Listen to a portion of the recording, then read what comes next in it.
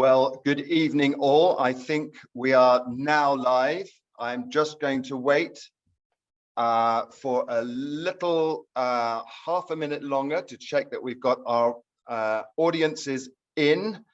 They are building as we speak, and I'm going to get a nod from the management team to say that we can start via our production chat message. I'm excited to be here with you all today. The numbers are gradually going up, and as soon as I get a nod to start, we will start proceedings.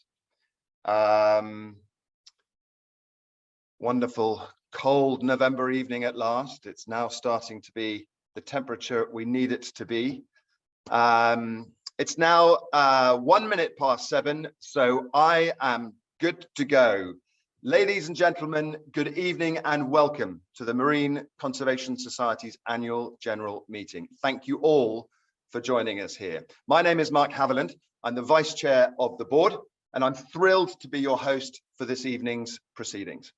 The program tonight covers the essential business and governance of the charity, as we all know, as well as, of course, opportunities to celebrate, to educate, and to congratulate. Lots of exciting content to come. Now, you may remember that last year we held our AGM and conference hybrid, both online and offline in person.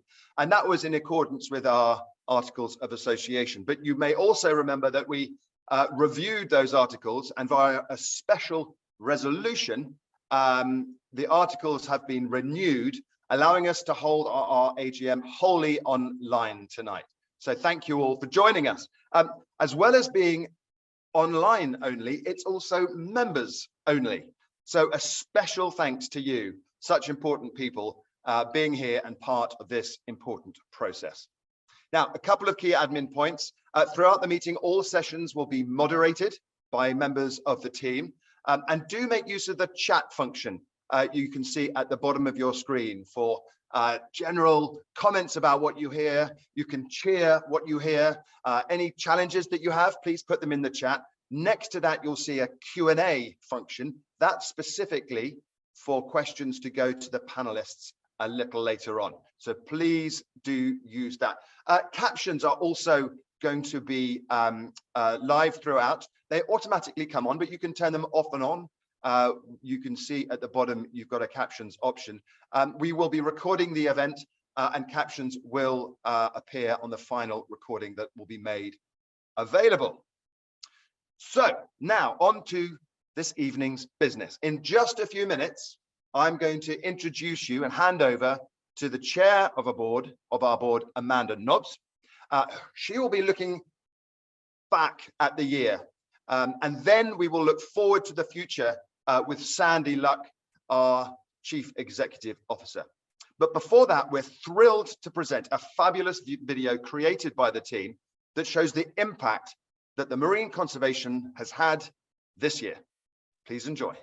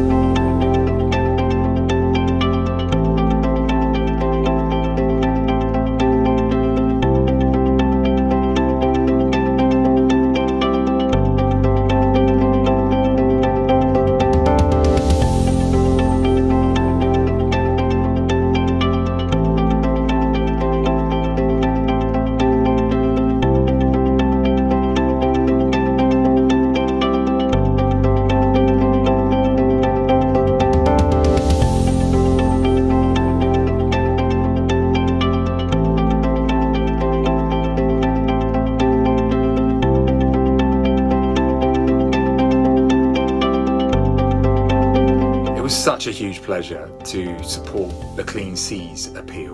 Now, I've witnessed firsthand the impact of plastic on the marine environment, but I was still completely overwhelmed by the generosity of so many wonderful people who donated, helping in some small way to raise more than £80,000 was just unbelievable. And knowing just how many people care about the need to protect our seas and our marine wildlife is so reassuring. Thank you.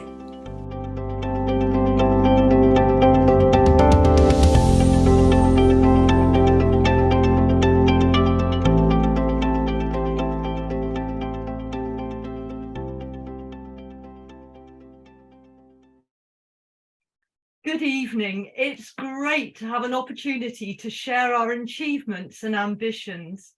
In these challenging times, with the world reeling from huge events and the climate, nature and ocean emergencies ever more pressing, it's good to remind ourselves of progress. This wasn't a year to be timid. We've really focused on our ocean goals, solutions and impact.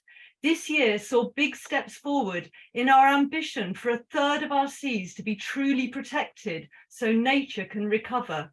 Following our Marine Unprotected Areas report, improved management was announced for 4 offshore marine protected areas, including Dogger Bank. These came into force in June. Progress on proper protection at last. And as you saw in the film, we secured a groundbreaking commitment by the Scottish Government to designate at least 10% of Scotland's seas as highly protected. Now, only seas full of life can absorb carbon and help tackle climate change, so COP26 was a priority for us.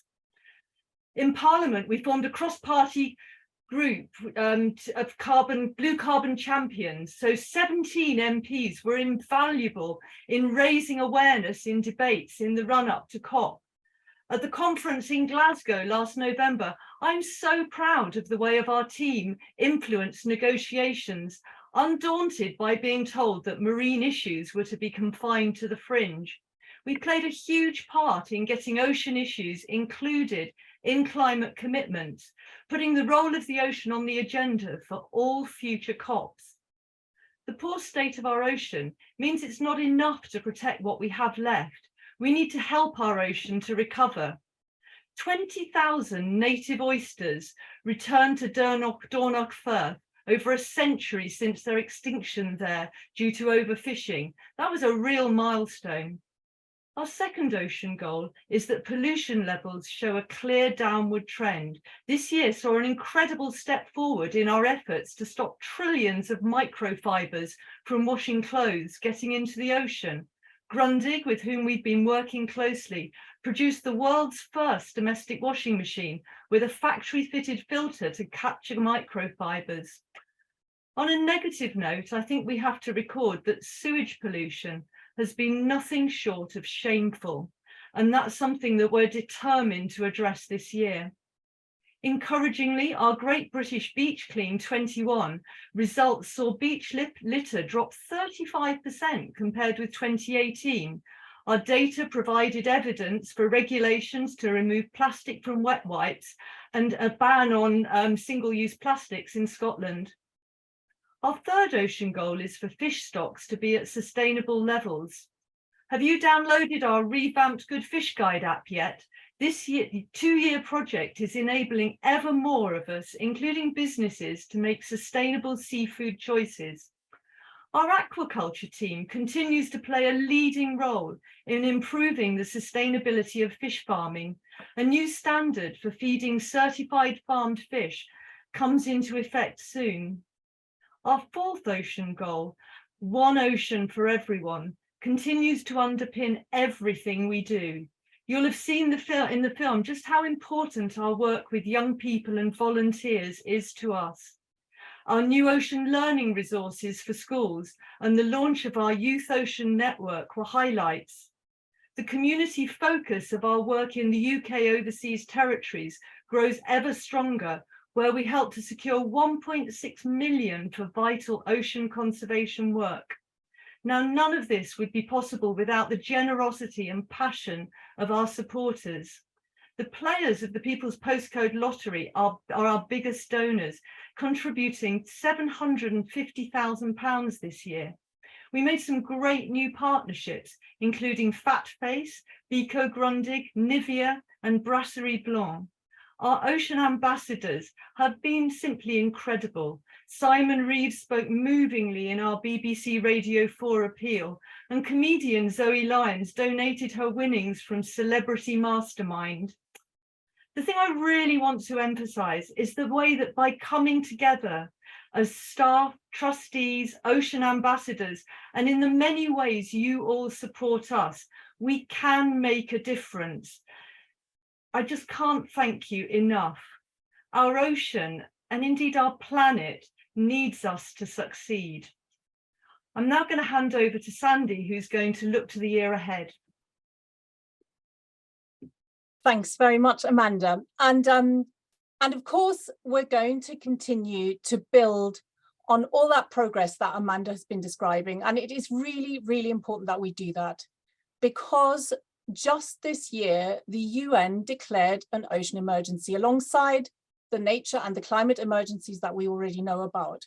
And at the same time, Amanda's already mentioned, we're in times of economic turmoil, the cost of living crisis, the energy crisis, and actually also unprecedented challenges to environmental laws at the moment. So it really is more important than ever to be ambitious and to believe in and to really drive that change that we need. And I would just like to pick out 3 key areas that we at the Marine Conservation Society really hope will help innovate and accelerate that change. So the first area I wanted to talk to you about is really making that case for investing in the ocean and in the ocean's recovery. And we want to help that through pilot conservation projects.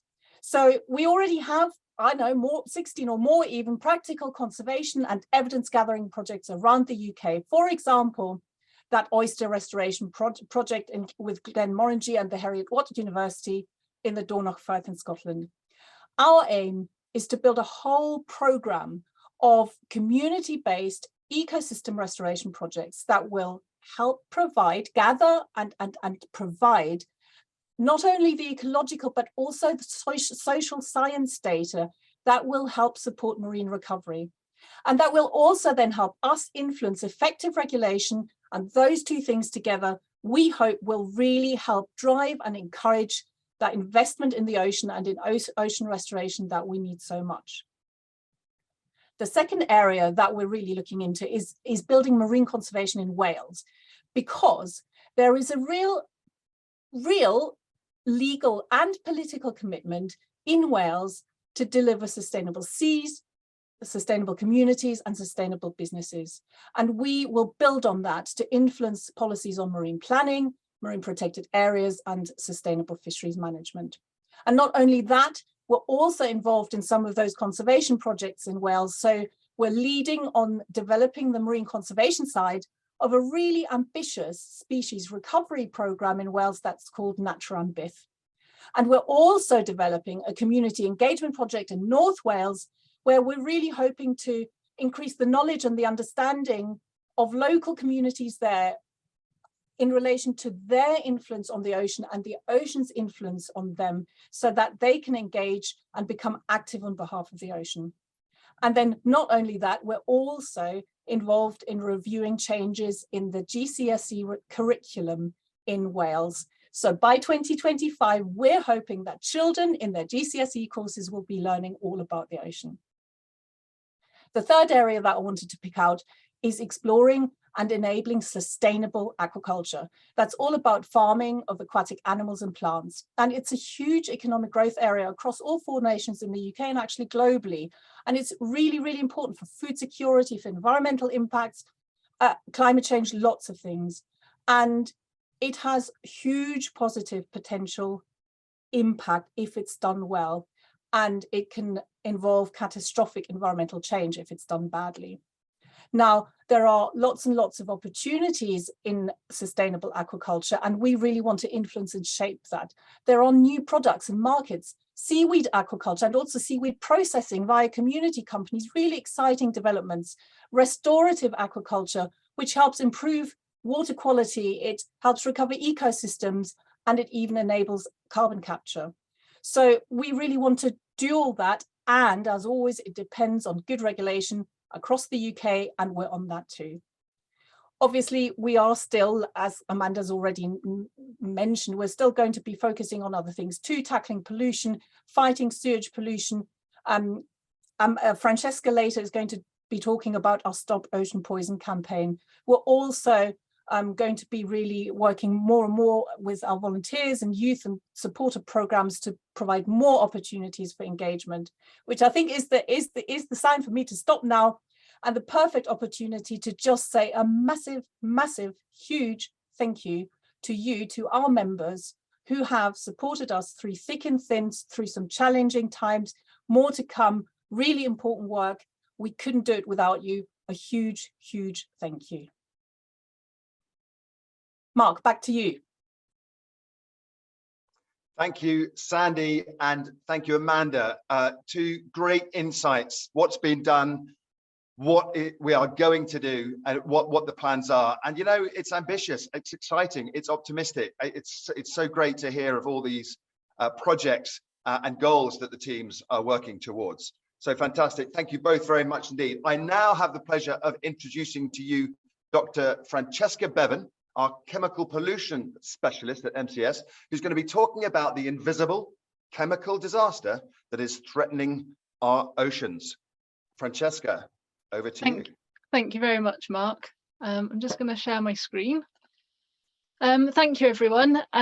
So yes, my name is Francesca Bevan, and I am the Policy and Advocacy Manager for Chemicals at the Marine Conservation Society. So I've been lucky enough over the last couple of months to present on this topic to a variety of different audiences, from our Youth Ocean Network to parliamentarians and to our sea champions just yesterday evening. But because it's the AGM and because it's a members only AGM, I wanted to change up a little bit what I was saying. And I wanted to not only tell you about the problems of forever chemicals and the problems that they are having in the marine environment, but also give you a bit more of an insight into the work that we're doing behind the scenes, things that you may not realise that we've done, and also explain to you a little bit about how much your support really means on these campaigns. So when I say pollution, the image that normally comes to mind is maybe plastic pollution or sewage. That's quite a current topic at the moment. Maybe even an oil slick or some toxic radioactive green fluorescent waste. But what we don't often consider are the thousands of invisible chemicals that are in our everyday products that we may think of as completely harmless, or we might just not think about them at all. And so one group of these chemicals are these PFAS, these forever chemicals. And as the name probably suggests, they stick around for a long time, they don't break down in the environment, and they are very problematic. So these chemicals they're ones that are making your raincoat waterproof, or your frying pan non-stick, or your pizza boxes greaseproof. They have a multitude of different uses. They are resistant to a lot of different things. So they're resistant to water, to grease, to heat, to chemical attack. They are very, very what we call inert chemicals, which makes them brilliant for all these different uses you can see on the screen, but it also makes them quite problematic in the environment because they don't break down. So they stay there forever. They're very persistent, hence the forever name.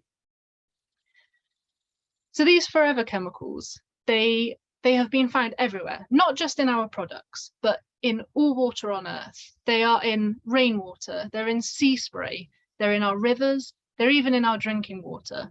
They have moved everywhere from the North Pole to the South Pole and everywhere in between. And they are infiltrating animals and wildlife and us all the time. And unfortunately, there's very little that can be done to remove them from the environment. They're not currently removed from our wastewater either. So the more that we're using these products and the more that those products are manufactured, the more we're releasing into the environment every day. And they have been linked already to several harmful impacts on marine wildlife and a lot of other wildlife. They've been linked to weakened immune systems in bottlenose dolphins, neurological impacts in polar bears, the thyroid issues in seabirds. The list is extensive, and we definitely don't know the full extent of the harm that these chemicals are causing. And the more that we continue to add them into the environment, the more of these harmful impacts that we're going to see. And this area of impacts is important to talk about, because this is one of the things that we take very seriously at the Marine Conservation Society. All of our evidence, anything that we are working on, is very robust and very evidence-based. So in preparation for our work on this area, we spoke to a lot of different academics that were working in the field of chemical pollution in the water environment in the UK specifically. So we held workshops and we spoke to academics to build a big source of evidence and information that we can use going forward when we're campaigning. So this PFAS problem, this forever chemicals problem, it's a huge problem, but it's only one group of chemicals. And there's estimated to be around 350,000 different man-made chemicals on the global market currently. Now, not all of these chemicals are bad, but it just shows the scale of the topic that we're dealing with. And the impacts aren't limited to the marine environment, obviously. You know, these chemicals, like I said, they're everywhere. They're in all water, all around the world. So the impacts are going to be on land animals, freshwater animals, and, like I said, humans. So that is why we work very collaboratively across many different charities. So this particular screenshot of logos was actually from a statement that we wrote at the Marine Conservation Society, along with ChemTrust, Breast Cancer UK and FIDRA. And the statement was released in January, and it was calling for the UK government to stop using these PFAS in consumer products and other non-essential uses to prevent the harm that's being caused by them on us and the environment. And all the other logos that you can see, including some very big names, are ones that signed on to this statement. And it just shows not only the support and the voice that we've got behind this work, but also the scope. And, you know, from all the way from Breast Cancer UK and the Alliance for Cancer Prevention, all the way through to Bugs Life and RSPB, the spread is very big in terms of our collaborative work. So all of this work, all of the talking to academics, collaborating with other charities, led up to us launching our Stop Ocean Poison campaign last month. So this campaign is looking at chemical pollution in the round, overall the issues with chemical pollution, but paying particularly close attention to these PFAS chemicals. And we were calling for the UK government to ban these chemicals from uses that aren't essential. And we were asking our members and the general public to sign our petition to ask the UK government that. And as you can see, this screenshot was taken yesterday, but we've got over 14,000 signatures, which makes me really happy. As the scientist that's been working on this for a few years, this makes me incredibly happy. And it really demonstrates how important this topic is and how many people actually care about it. Considering it's not talked about that much in the news, it shows that there is support, and it shows that governments and business have to act now to meet this demand, to cover off this concern. From me personally, those 14,000 signatures are really important, because I sit in a lot of meetings. I sit in meetings with DEFRA, I sit in meetings with businesses, and these photos are all from an event that we held a few weeks ago in Westminster. And when I'm in those events, having those 14,000 signatures is like having an army of 14,000 people behind me supporting what I have to say. So I know sometimes when you sign a petition, you don't always know what happens with it, but just from a very personal point of view, that is how important it is. And we can use those numbers to say how many people care and how much has to be done about it.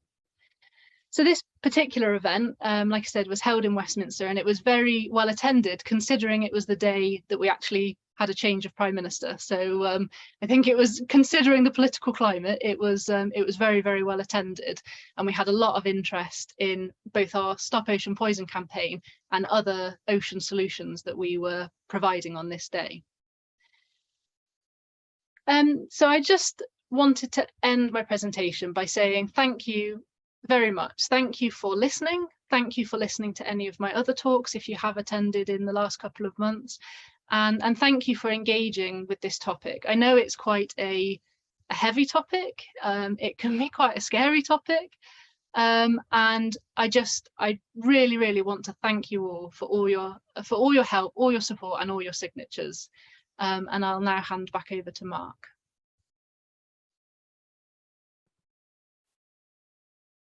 Francesca, that was incredible. Thank you so much. I mean, 14,000 signatures is yet lots of responses. Let's get our reactions going. All the hearts. I don't know whether you can see them. I've got hearts and clapping rising from my screen. So that's wonderful, fantastic, amazing stuff. 14,000 signatures is amazing. And to see that collaboration across the industry, just so critical when all are, not only the consumers, members, supporters, volunteers get together, but when the organizations do as well. Every stakeholder gets behind a movement, we can really make some change. So that's really wonderful to see. Thank you so much indeed for that. I'm now going to hand you over to Susan Ronaldson, who's a treasurer, for our financial overview of the accounts for 2021 and 2022.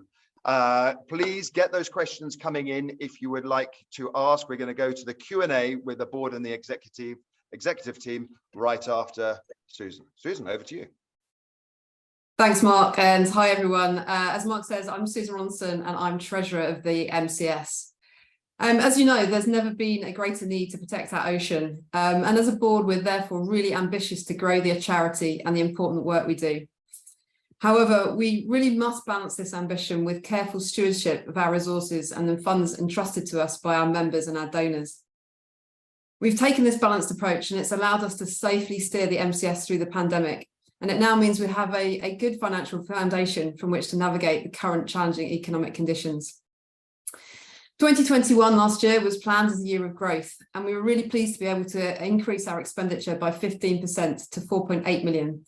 And that was funded by 4.4 million of income and 400,000 from our general reserves, which largely represented delayed spend from during the pandemic.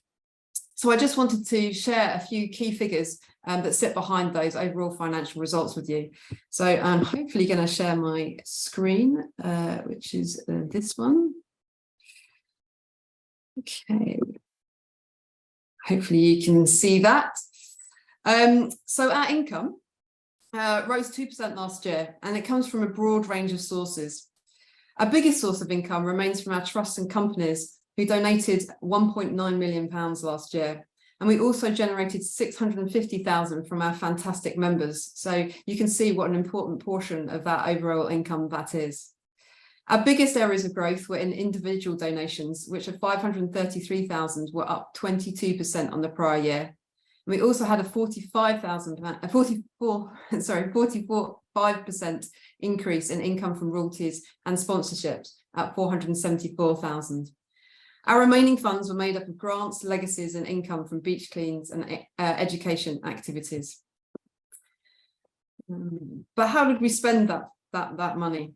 So if we look at our expenditure, well, last year we spent more on ocean programs, educations and engagement activities, and less on raising funds and administration fees than in the previous years. Of the 4.8 million of total expenditure, we spent 3.9 million on our marine conservation programs, and that kept the cost of raising funds below 20%. That really important funding has supported a 35% increase in our expenditure on programs for a better protected ocean and One Ocean for Everyone. So that was 1.2 million and 662,000 respectively. Money was invested in our projects to improve marine conservation in the Caribbean, UK overseas territories, and UK work such as sea search and seagrass programs, all of which have been hampered by our previous year restrictions. Our education and engagement work promoted access and included the Inspiring Blue Recovery project funded by DEFRA's Green Recovery Challenge Fund. This is increasing our work with volunteers growing our citizen science community, and creating new resources for young people. Around 1 million was spent on projects supporting a cleaner ocean, and a further 1 million on those for a healthier ocean. This included projects such as Sea Champions and transforming the Good Fish Guide, with the objective of influencing consumers and companies to make more sustainable seafood sourcing and buying choices. So there are our main results.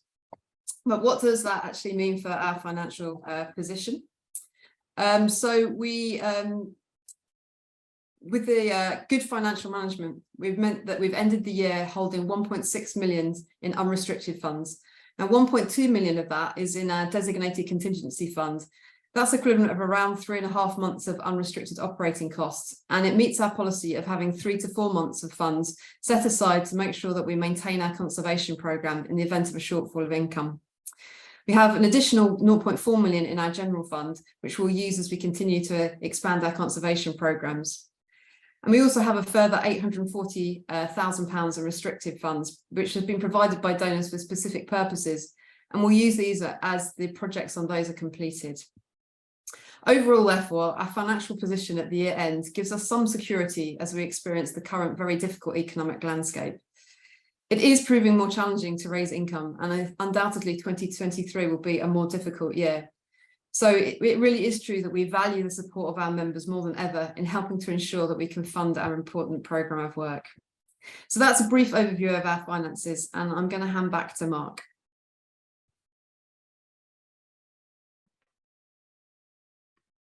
Thank you very much indeed, Susan.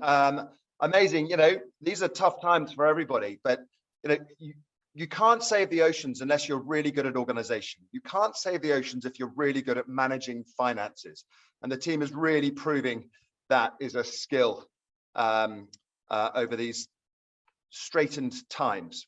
So thank you, Susan. We've had a financial view. We've had a strategic view backwards and forwards. We've had an understanding about a deep understanding around forever chemicals. And now's your chance to ask the executive committee and the board of trustees any questions you would like. We've had plenty of questions come in through the Q&A, and also, so I've now got a whole list of them on my phone here. If we don't get round to answering all your questions, because we've only got 15 minutes, although we might have a little bit more time, we might have up to 20 minutes, we will answer them on the website as soon as we can. But just to make sure that you know who is, I'm going to introduce or welcome to the panel now, the board that will join us. If you would all like to turn on your cameras and unmute yourselves, there you are. Wonderful crowd. We have Amanda and Susan and Sandy, you know, Chris Tuckett, our Director of Programs, Steph, one of our trustees overseeing the Stakeholder Experience Committee. We have Jane Tucker, Director of Finance. We have Helena there. Hello, Helena, and Seth, also two trustees of ours. And so now is our chance to quiz them all. So I'm now going to go to my screen, and we're going to go to the first question. A lot of them have come up online, some of them might be answered online, but I'm going to go to the first one straight off. This one is, I think, for Chris. And about basking sharks, how have they done this year? I'd love to be able to tell you, Mark. Basking sharks are amazing, aren't they? Now, we do a lot in MCS. We do a lot. We are doing wildlife recordings on turtles, seaweed, that sort of stuff. But we don't, I'm afraid, do basking sharks. What we do is work really closely with the Shark Trust. They do those recordings. So yeah, there's a lot that needs to be covered. I know people have seen them up in Scotland recently. I've spoken to some of my colleagues, and they're certainly around. They have been around. I can't give you the figures this year, but do have keep an eye on what the Shark Trust are up to, because we work with them really closely and they do some great stuff. Oh, Mark, you're on mute.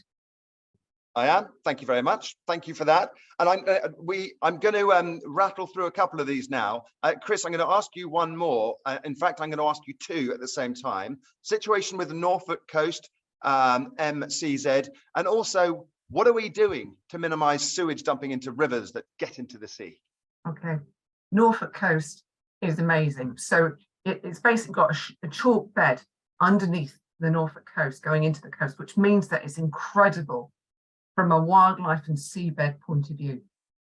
And the MCZ there is called Cromer Shoals. There are others along the coast as well, but that's the main one that we're working in.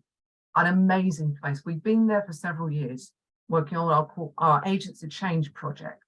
And there's a lady there who works for MCS called Alice Tebb, who is an absolute superstar. She's in our team. We're very, very proud of her. She gets literally in amongst it with all of the stakeholders in North Norfolk. So it's working with the fishing community, with local conservation groups, with schools, with everybody there to try and figure out, well, first of all, to get them to know what they've got in their marine environment, and then to figure out together how best to manage it. So that's what we're doing. We're in there. We're working with the local IFCA, as it's called, which is the regulatory body that manages that area and that part of the coastline. And we are working with them to figure out for that marine protected area what the management needs to be, how it happens, get that local agreement, get it in place. And if you've got the local agreement, there's much more chance that it will stick. So we're doing that there. We're doing that all around the country, but places like Cromer and North Norfolk and down on the coast in Sussex are really special places where we're concentrating, doing loads of work there so we can spread it elsewhere. Sewage. Oh, the topic of sewage. We hear a lot about this. There is a lot of it. Now, to be fair, climate change, this is COP27 fortnight coming towards the end of it. Climate change means that there will be more runoff. There will be more sewage spills if nothing is done. A couple of months back, DEFRA for England published a plan to reduce sewage spills. So we have these things called combined sewer overflows. The way our sewage systems work means that everything goes into one. We looked at that plan for reducing spills. We don't think it's adequate. You won't be surprised to hear. We don't think it goes far enough. We are, I've seen on the chat, we're worried about bathing waters, of course, but we're also worried about those precious marine protected areas at our coasts and near our coast. I mentioned Norfolk. You know, it's beautiful. If you have sewage spills there, it is going to impact the wildlife as well as the people. So we are doing more work to try and put pressure on, real pressure on DEFRA and UK government around these sewage spills to try and get this under control and really put pressure on the water companies. We're also doing a lot up in Scotland, where the amount of sewage-related debris is just shocking. And our GBBC results have shown that. And everybody that collects data for GBBC, that helps us enormously in gathering our evidence with which we can put pressure on governments. Fantastic. Thank you again, Chris. Now, I've got a couple for Sandy here. These are about our beach cleans. Do you plan to add more beach cleans, more dates? They're quite far away sometimes. How do we make sure everybody gets there? And are we missing a trick by holding one big event? Are we really doing one event each year, or are we encouraging people to pick up every time they go out? Sandy. Yeah, right. So we don't just do one beach clean event each year. So Great British Beach Clean is our big flagship event, which goes over sort of a week and a bit in every September, and it links in with an international beach clean effort that collects data all across the world to put into international and national databases, which is also the really important thing about the beach cleans that we do, not just during September, but throughout the year. We organize beach cleans, and every time that we or our volunteers, mainly it's our volunteers who organize them, do a beach clean, we also collect data that goes into databases that we then also use to influence policy. So the plastic bag charge, for example, was a direct result of a lot of the beach clean data that our members, our volunteers, our supporters had collected over the years. In relation to making more available, we do try and we really encourage everybody to become volunteers who organize beach cleans. So if you're not finding one close to you, then my really big suggestion would be that you go onto our website, look for the Beach Watch bit on our website, and register as a potential volunteer to organize beach cleans. There's lots of training materials available, lots of help for you from our teams to help you organize that. That would be amazing. Then it won't be just one of you, it'll be lots of you. Fantastic. And Sani, I've got another one for you, again from Lewis, with regards to sustainable fisheries and aquaculture. Do we have any specific targets, aims? It's and how we achieve this? Sustainable as a word can be rather vague.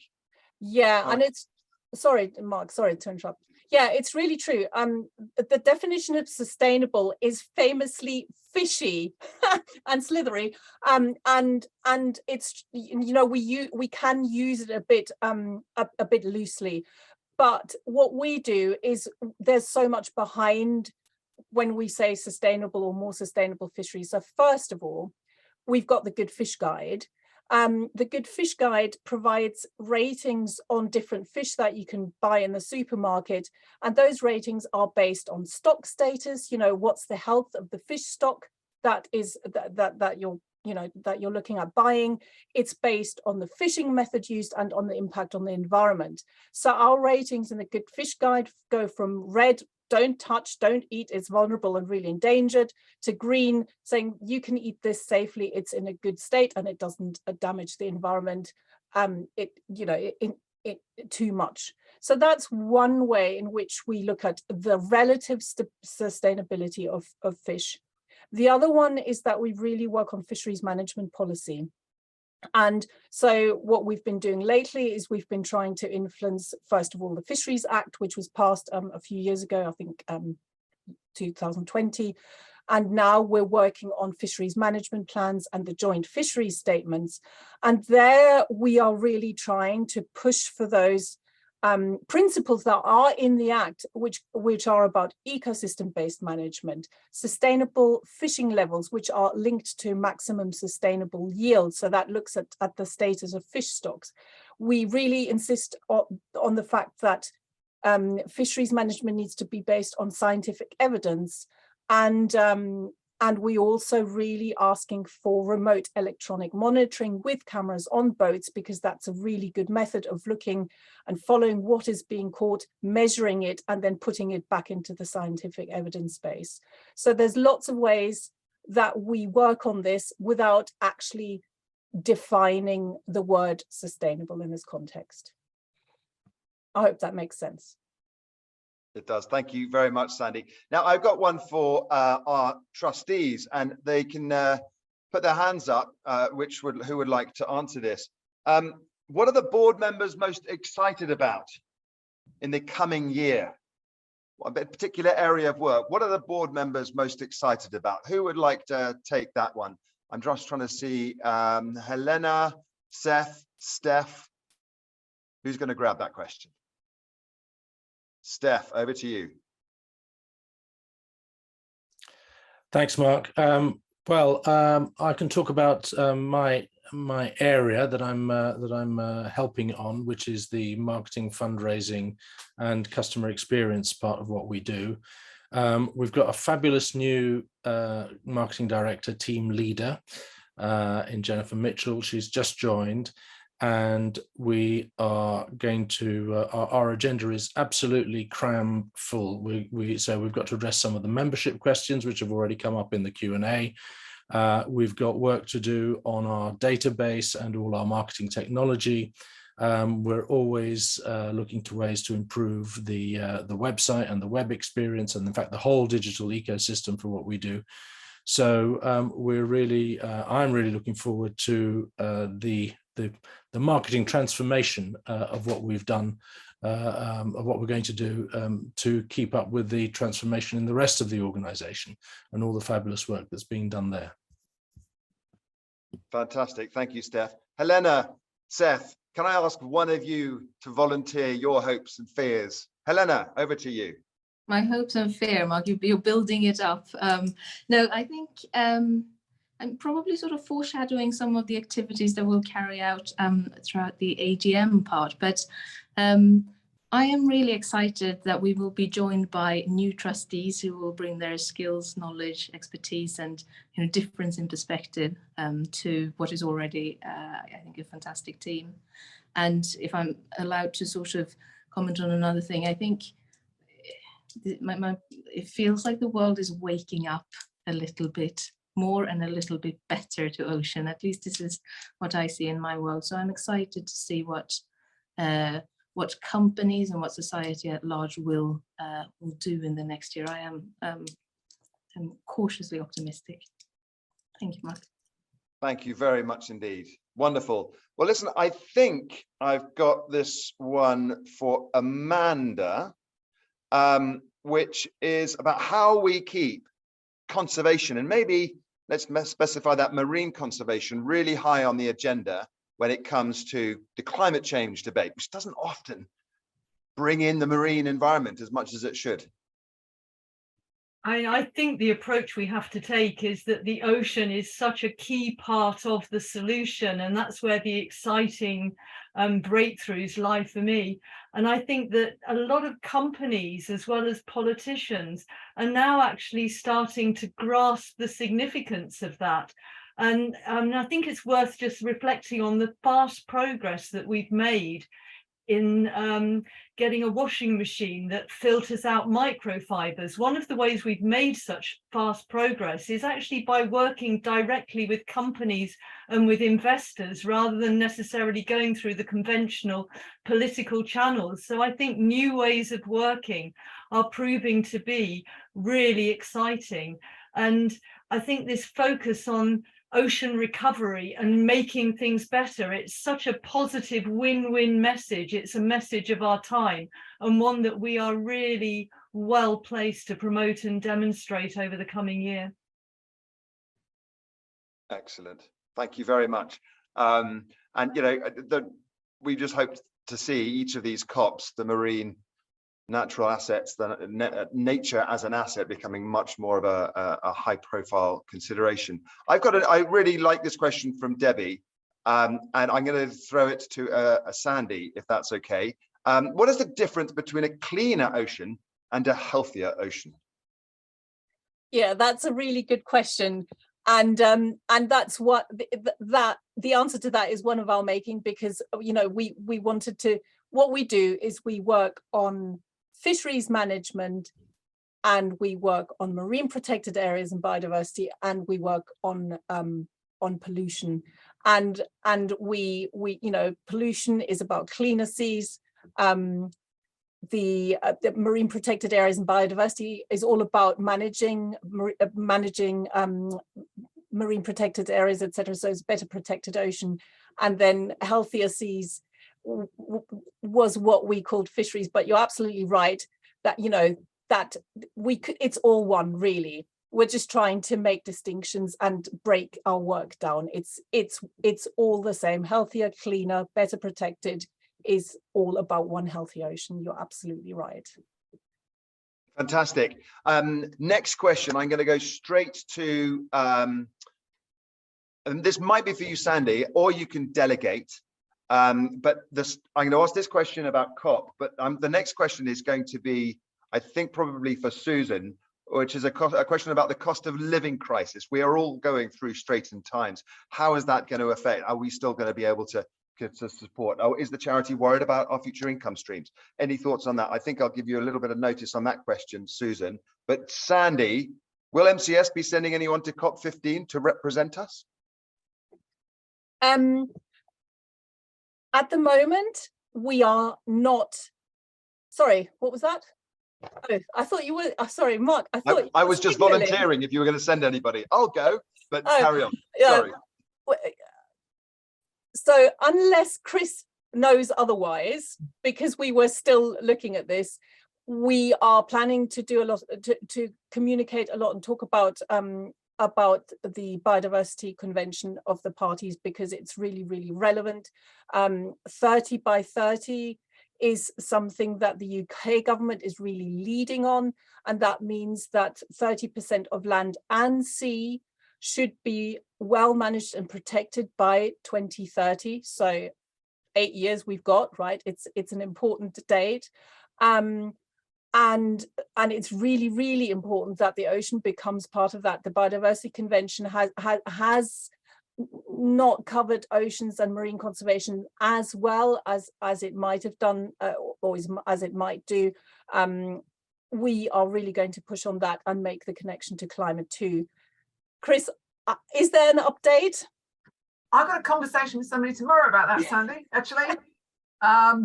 So we're UK based. We do some work in the Caribbean overseas territories. We don't do lots of work internationally, but we do get involved in things like the COPs and international agreements where it helps to put pressure on our governments to do the right things. So that's what we're looking at for COP15 right at the moment.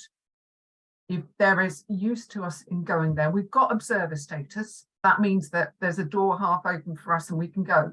We want to, we're accredited to go. But I want to make sure that if we go, we can achieve something. What we definitely will do is be talking about it at this end and get communications out to all of you and more broadly about what's happening in COP15, what it means for the marine environment, and some of the key messages that we want the UK delegation that's going to really take with them. Fantastic. Some important meetings coming up. So we've got 2 more minutes before we're going to move over to the formal part of our evening. But so we got this one last question. Susan, finances. Could you answer that Finances. question? Yeah, of course. I mean, obviously, the cost of living crisis, the extraordinary level of inflation that we have at the moment, no one is immune to that. And as a charity, we're not either. We're seeing the cost of delivering projects going up. We know that our staff, our volunteers, our members are all impacted by the cost of living. So yeah, it's having an impact, and at the same time, we're kind of seeing that starting to come through in fundraising and the level of income and the challenge in a post-COVID world, and this economic environment of raising money has definitely got harder. As I talked about earlier, you know, we have hopefully managed things very responsibly, so we do have that healthy level of reserves, and that undoubtedly provides us with a cushion. But at the moment, we are having to keep a very kind of close eye on the finances. We are working as a board to and with the executive team to review and to reforecast and to make sure that we have you know, continually reviewing those plans going forward. One thing I said earlier about how important our members and the funds that you raise for us, we're just very grateful for that. And I think if there's one more thing you could do for us, it is potentially to tell your friends, your family about the MCS and the important work we do. And if you could just maybe just encourage one person to think about signing up as a member, that would be fantastic. Fantastic. Thank you very much indeed. So we've got a couple of other questions here that we're going to dive into. We have got a little bit more time. I'm just making sure that we have. People haven't always heard of forever chemicals. You know, it's a new thing. What's the next unknown? Who's going to take that? Francesca. It's unknown. Mark, it's unknown. Well, we absolutely do the horizon scanning. We look at what's going on out there. We look at the science. We try and find out. The forever chemical stuff, yeah, it's an unknown. I read a paper last week, actually, about the surface layer of the sea and the impact of chemicals on that surface layer. That they are having an impact on the diatoms and all the sort of small photosynthesizing organisms that you'd normally find on the surface of the sea. The climate impact of that is massive. It's not on, I confess, I don't read as much as I should in this job. It's a busy job. But when I do and I read papers and I see something like that, it makes me stand up. Yeah, that's the climate chemical interaction. And I think also the push for space in our oceans. There's, you know, what's happening with fisheries, what's happening with offshore wind, the whole kind of marine planning thing, how those different things come together and how we can make sure we look after the marine environment in amongst all of that. It's not an unknown at the moment, but it's something that's looming that we've got to be really careful about. Okay, well, listen, thank you. That was for Brian. Paula, you've got a question in there. We're going to have to come to that a little later, or we will answer it offline, because we are now going to move over to the formal part of the evening. I want to say thank you to everybody for these questions, for the conversation that's going on through the chat, for the answers that you've given, and for the questions and answers yet to come. Thank you. This kind of debate keeps going. We inform ourselves, we progress things. So a really, really great process. Thank you all indeed, very much indeed. And I'm now going to hand you over to Amanda for the formal part of the evening. Thank you so much, Mark. So we now come on to the formal part where I'm welcoming you to the 31st annual general meeting of the Marine Conservation Society. And we really do appreciate you all joining us this evening. Tonight, we'll be voting on 4 proposals, and members are invited to submit questions regarding the proposals, which we'll answer prior to each vote. So if you could please submit your questions through the Q&A function and not the chat, that would be lovely. And if time allows, we'll also answer any other general questions after the voting's taken place. So we may be able to get some more questions in. So we now move to the AGM agenda, which our members have previously received within the notice of the meeting. So all Marine Conservation Society members are eligible to participate and vote during this session. Information on the items proposed tonight has been previously circulated to our members and available to view on our website. So I'm now going to announce the 4 proposals one by one. But before casting your votes, we will answer your questions regarding each proposal. A proposer and a seconder for each has been confirmed in advance, and we'll let you know formally in the minutes who those have been. We'd like to ask members to select the poll function at the bottom of the screen to submit a vote. And note yes, no, or abstain for the proposal. So there's going to be a slight delay while your votes are counted before announcing the result. So please do this for each proposal. And this feels a little bit like something like Strictly, but if you've already cast your vote by proxy, please don't vote again.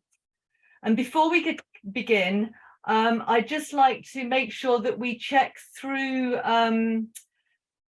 Nicola, how many proxy votes we've received from members unable to attend this evening, and then I, as the chair, will carry those votes. So Nicola, if we could have the answer to that, that would be lovely.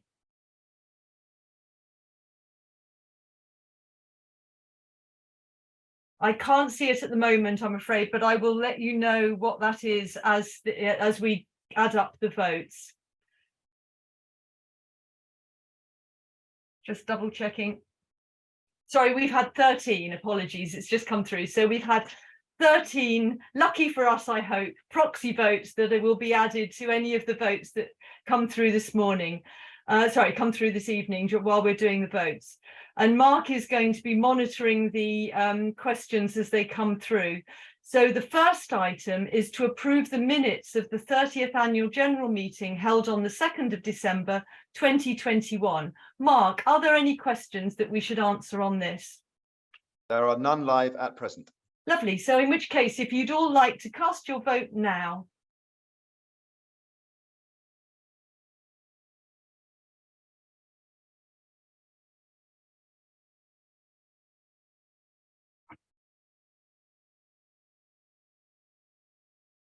Thank you. So Nicola, are we ready to count?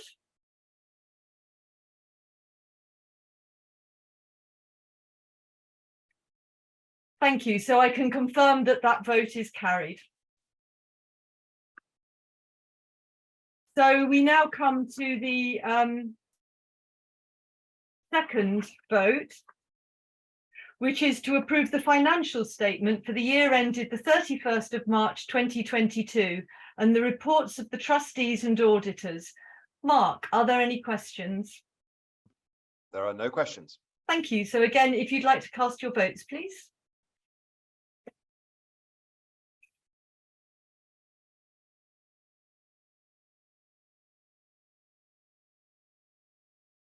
Thank you. So again, the vote is carried. So we now come to our third item, and this is to appoint Richard Sandy Partnership Limited as the auditors of the company until the next AGM at a fee to be agreed with the Board of Trustees. Now, as noted in the notice of meeting, the Board of Trustees have been tendering for a new company auditor, as Richard Sandy Partnership Limited have been the company's auditors since 2012.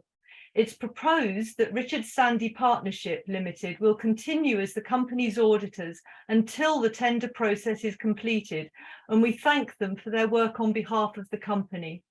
The result of the tender process will be announced in the notice of the company's next meeting in 2023, with the members being asked to appoint the new auditor for the following financial year. So to Mark, are there any questions? There are not. In which case, if I can again ask you please to vote. Thank you.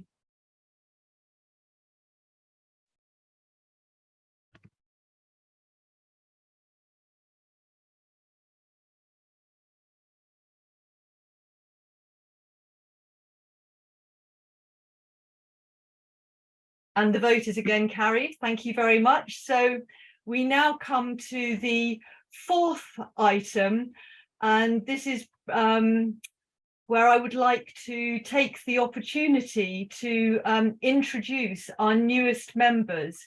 We have Jess Montgomery and Debs Marn, who are proposed as new members and new trustees. And I'd just like to invite them both to say a few words and introduce themselves. So Jess first, and then Debs, if you'd like to just introduce yourselves. Thank you, Amanda, and thank you everybody for such an interesting discussion this evening.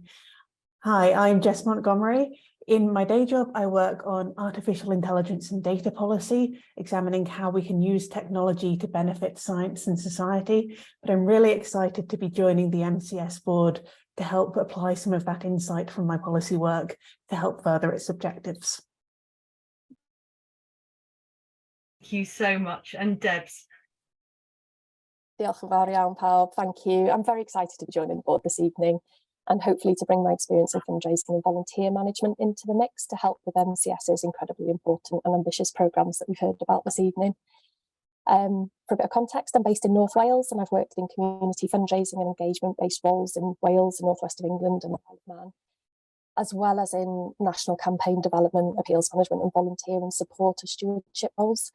And most recently, I moved into the sports sector in Wales. And with this, I'm really mindful of the impact of and importance of protecting our coastal and inland waters for future generations. So I'm looking forward to playing a part in what's coming up in the next few years.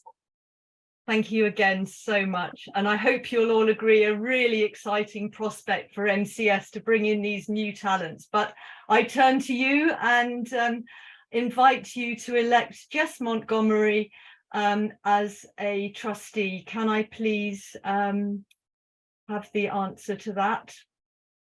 And also Debs Marn as a trustee.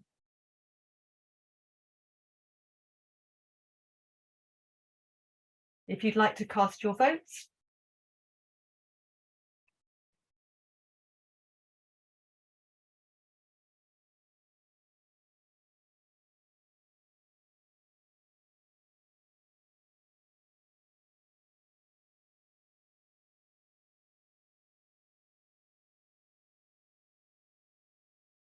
And again, the vote is carried. So thank you very much. So following their initial term of 3 years, I'd now like to invite you to re-elect the following trustees for a second term to the board of trustees. These are Jonathan Hall, Mark Haviland, our host this evening, Joyce Lorigan, Will Alton, Seth Richardson, Susan Ronaldson, and Stefano Tiratelli. Are there any questions, Mark? No questions. Lovely. In which case, I'd like to invite you to cast your votes.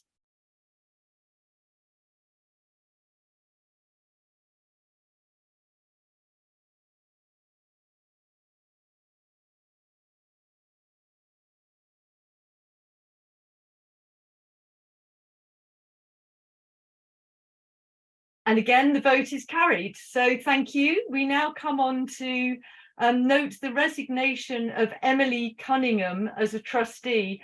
So Emily made such a fantastic contribution. She's now working on boats and doing marine research, spotting orcas, but unable to attend our meetings. Are there any questions in relation to this? If not, I invite you to formally note the resignation of Emily Cunningham as a trustee. If you could just cast your votes to confirm this, that would be appreciated.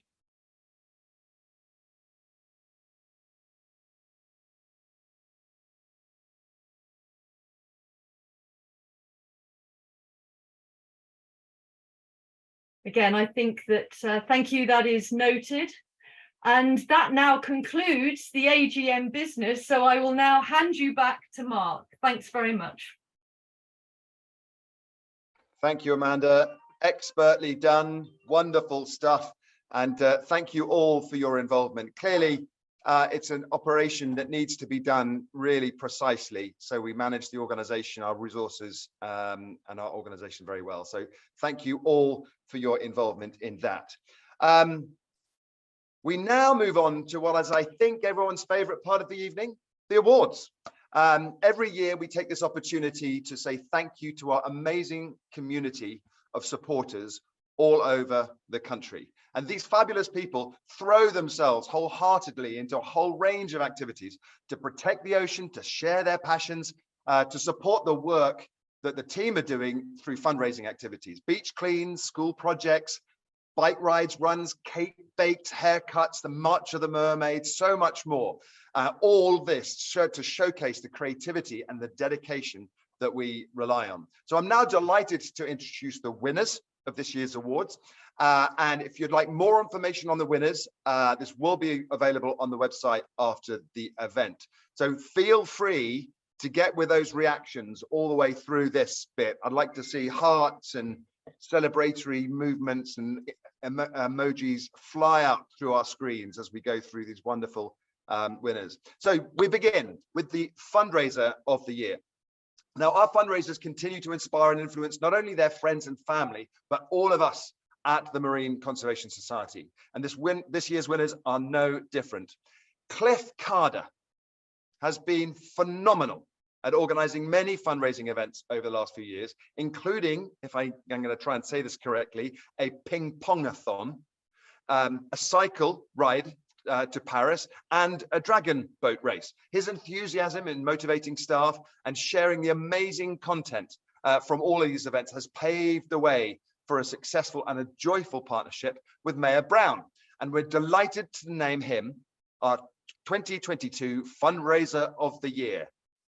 Congratulations, Cliff. Hello everyone at Marine Conservation Society. Thank you ever so much for this wonderful award as your fundraiser of the year. Everyone at Mayor Brown has thoroughly enjoyed putting on the events over the last year.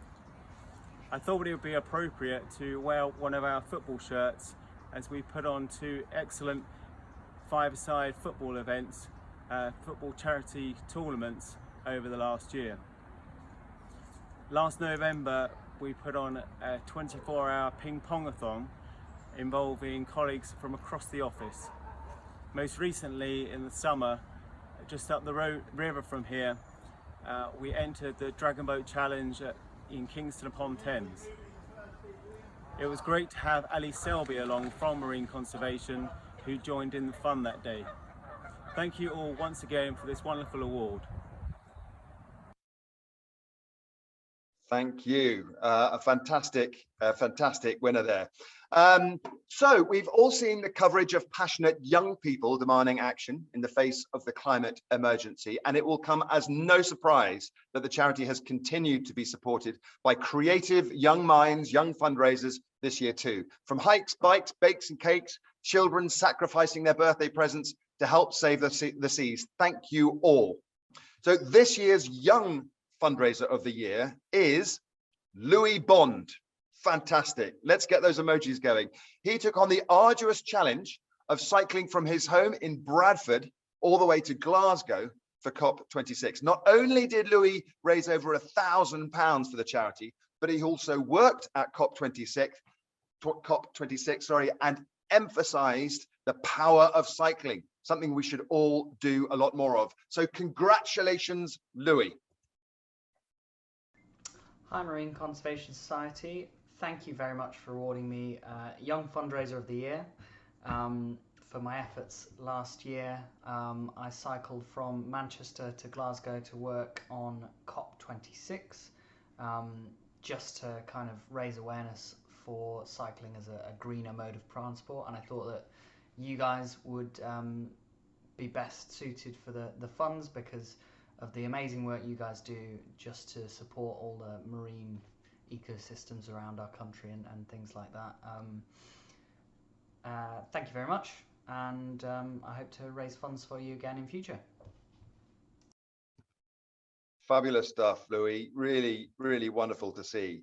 Wonderful. Okay, on to the next one. Now, in its third year, the Young Ocean Optimist of the Year Award celebrates young people who are working to protect and recover and celebrate our ocean. And we want to make sure people, young people particularly, have their voices heard. We know that's so important. We know they're an incredible force. Their passion for the ocean and concern for our planet is so inspiring. And we're proud to be working alongside and celebrating some of the young people making waves globally, nationally, and in their communities. So after a public campaign, we received some really excellent nominations for this award, and the judging panel had a challenging time choosing the overall winners. I'm therefore thrilled to announce in the 12 and under category, our winner is the brilliant Jojo Marjoram. Now, when he was 6 years old and facing major surgery, Jojo said he wanted to save the oceans. And he's been working towards that goal ever since. He and his family have now 2 Facebook pages. Jojo's Oceans raises money for ocean charities by selling shark drawings, I want one, totaling over £2,500 raised so far. And Jojo's Ocean Crew was created because so many parents wanted their children to join John Joe in his fundraising and litter picking efforts. And over 100 people joined him this year, which just goes to show how influential we all should be. Despite the health challenges he faced, Jojo's ocean optimism continues to inspire all of those around him. So much so that he was even nominated twice. Fantastic. Well done, Jojo.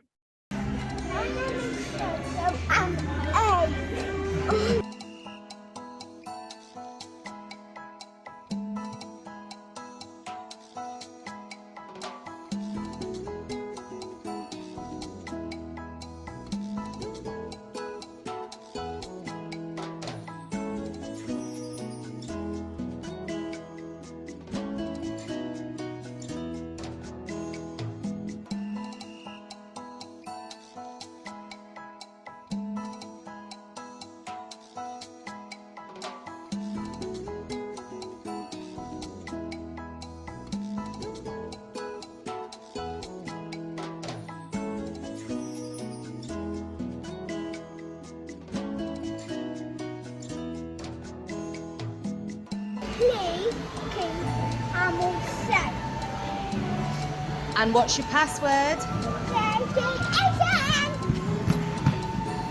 Can you say thank you for your award? Thank you.